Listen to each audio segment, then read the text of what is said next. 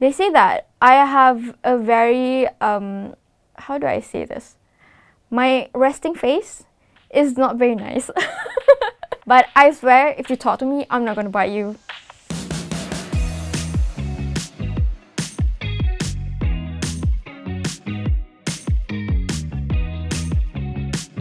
I would describe Ain Husniza as outgoing, fun, and a little eccentric.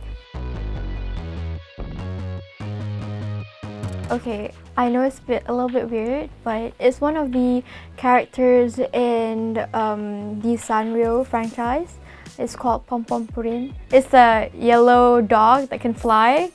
Usually, remember when we were small, you'd watch like shows and things like that, and each one of like the kids in your friend group would pick one of the characters to identify with. So basically, me and my friends, we did that with Sanrio. So I picked Pompompurin. Full Metal Alchemist. It's one of like my favorite animes. One of the reasons why is because like I think the premise and the story of the anime is just like really enjoyable and kind of complex, so that's why I enjoy it. And I could watch it without getting tired.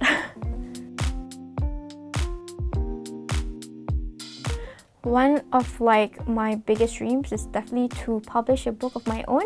I would like to write books that are mostly centered around opinion pieces, more like commentary kind of books. I've liked reading and writing books like ever since I was very young, so it's definitely one of my lifelong dreams to be able to publish my book.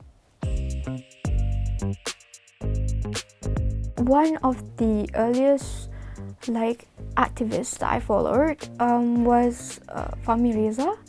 I was impressed by his bravery. I've had my own experiences with the police, but he treats like the visit to the police station like going to a store. So I want to ask you, where do you get your bravery from, and can I have some of it, please? I would bring my family. Because I can't live without my family. My family is definitely my life.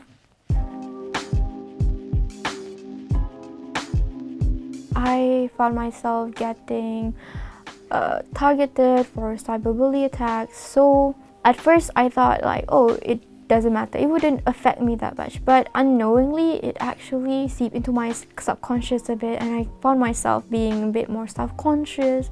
And what helped was that definitely a strong support system around you, and that was what my family was to me, my parents, my friends. But then again, I am also seeking therapy as of this moment.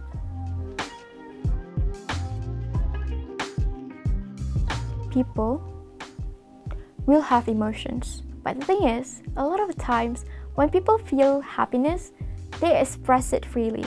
But when they feel sadness, they bottle it up inside of themselves. And what happens in a support system, my family, they let me express my emotions freely. They let me talk to them, say, what's wrong, Ain? Are you okay? They made me feel validated.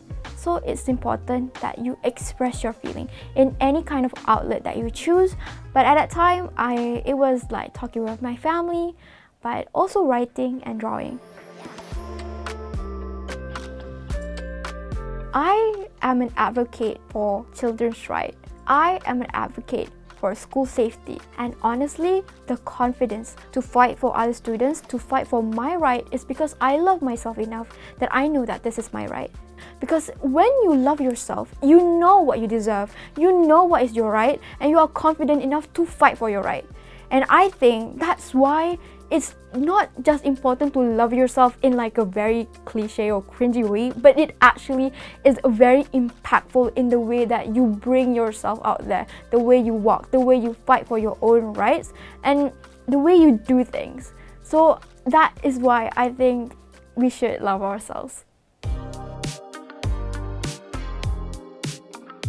make sure you surround yourself with like a very strong support system if you can. If you can't find it at home, find it at school. It can be your teachers, it can be your friends, and I understand it's really hard to go through all of it alone. I also want to say that I hope you guys can persevere. It's especially hard in this age where like the pandemic and everything that we've been going through, but you've went through all of that and you've been strong all this while, so I'm sure you can go through much more.